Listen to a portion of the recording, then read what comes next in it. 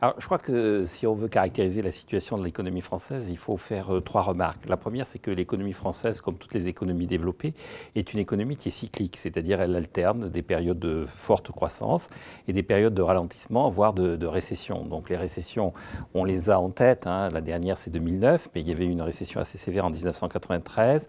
Il y avait eu un ralentissement autour de la bulle Internet au début des années 2000. Et si on remonte encore dans le passé, on se souvient du premier choc pétrolier en 1975. Donc vous avez une économie qui alterne des périodes de récession et des périodes de croissance, et donc la politique économique doit s'adapter à ça. La deuxième caractéristique, c'est que le niveau de l'investissement en France est un niveau qui a tendance à baisser. C'est-à-dire que dans les périodes fastes, on atteignait un taux d'investissement qui tournait autour de 22, 23, 25%, et maintenant on tourne à 18, 19%, le taux d'investissement étant le rapport entre l'investissement et le PIB et la production. Donc vous avez une économie qui a plutôt tendance à réduire son investissement et donc sa préparation de l'avenir.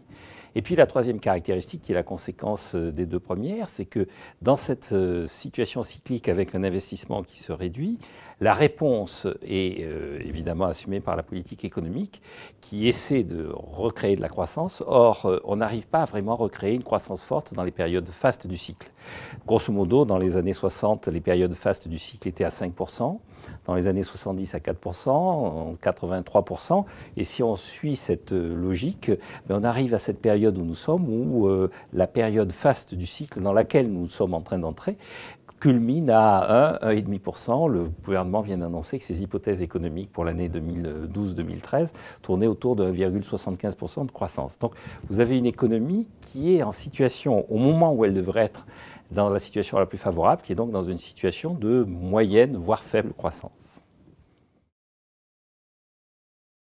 Alors, dans le déficit public, dans le déficit des finances publiques, effectivement, vous avez deux composantes.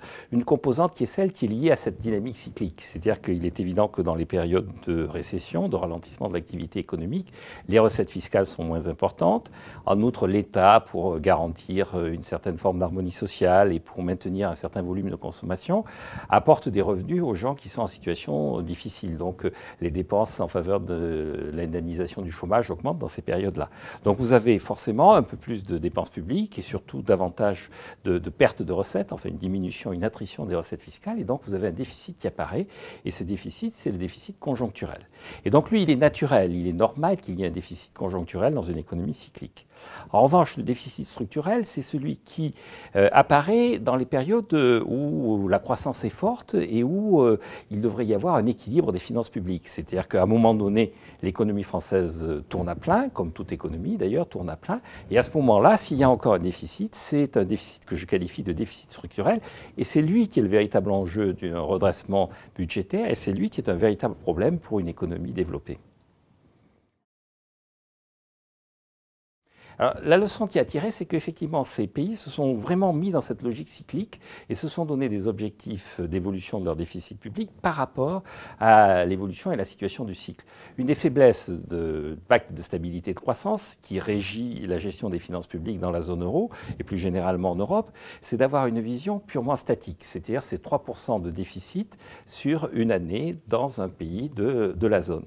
Or, l'annualité budgétaire, qui est un principe ancien, était conforme au cycle des économies du XVIIe ou du XVIIIe siècle.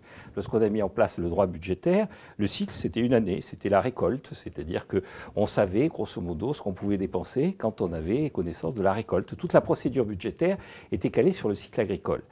Nous avons maintenant un cycle qui est un cycle industriel, un cycle qui fait 8 à 9 ans, et l'enjeu donc d'une politique budgétaire, c'est de la définir par rapport à ce cycle. Donc non plus en termes de référence à une année, à un point qu'on ne peut pas dépasser, mais à l'idée d'avoir un équilibre sur la durée du cycle. Grosso modo, pour résumer, 3% de déficit en période faste, c'est trop, en période de récession, c'est pas assez. Et la leçon qu'on doit tirer du Canada et de la Suède, c'est qu'ils se sont donnés comme objectif un objectif de déficit ou d'excédent dans le cas de la Suède, puisque dans le cas de la Suède, il y a un objectif d'excédent sur la durée moyenne du cycle. Donc la Suède dit, je dois avoir 2% d'excédent budgétaire sur la durée moyenne du cycle, ce qui fait qu'il y a des périodes où il y a du déficit budgétaire et il y a des périodes où il y a des excédents budgétaires. Alors, il est inefficace, à mon avis, justement pour cette raison fondamentale, qui est qu'il ignore le cycle. Il se cale juste sur une donnée qui est une donnée annuelle. Et deuxième élément qui fait qu'il est inefficace, c'est qu'il n'a pas véritablement été intégré dans l'esprit des dirigeants, c'est-à-dire que sa logique, qui est de considérer que le déficit budgétaire est un moyen de lutter contre une mauvaise conjoncture, cette logique-là n'a pas été vraiment intégrée dans la réflexion des dirigeants européens. Pour revenir à la Suède et au Canada, la vision de moyen-long terme a permis à ces pays de réduire leur déficit en réduisant les effectifs de la fonction publique, en réduisant et en contenant l'évolution des dépenses sociales, en ayant un objectif qui est un objectif de long terme. Le problème du pacte de stabilité et de croissance, c'est qu'il ne se définit pas en termes de long terme et que les dirigeants ne l'interprètent pas en vision de long terme. C'est ce que j'appelle le célèbre discours de la cagnotte de Jacques Chirac, mais Jacques Chirac n'est pas le seul détenteur de cette vision, qui est que dans les périodes fastes, il faut réduire les impôts pour récompenser la population de ses efforts, et dans les périodes difficiles, il faut réduire les impôts pour soutenir l'activité économique. Moyennant quoi, il n'y a jamais d'excédent budgétaire, il n'y a jamais de réduction des dépenses, il n'y a jamais de véritable effort budgétaire.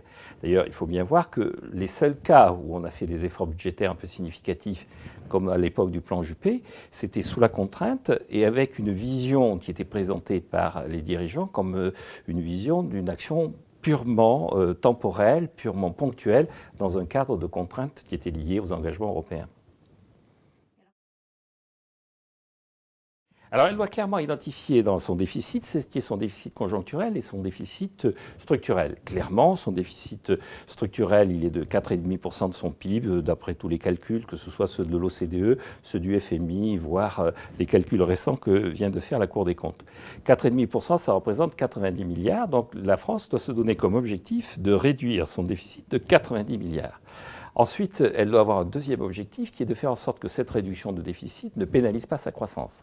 On le voit à l'heure actuelle en Grèce, l'objectif de réduction de déficit se retourne contre lui-même, puisque vous avez un déficit conjoncturel très très important qui apparaît, parce que la croissance est cassée par la politique d'austérité.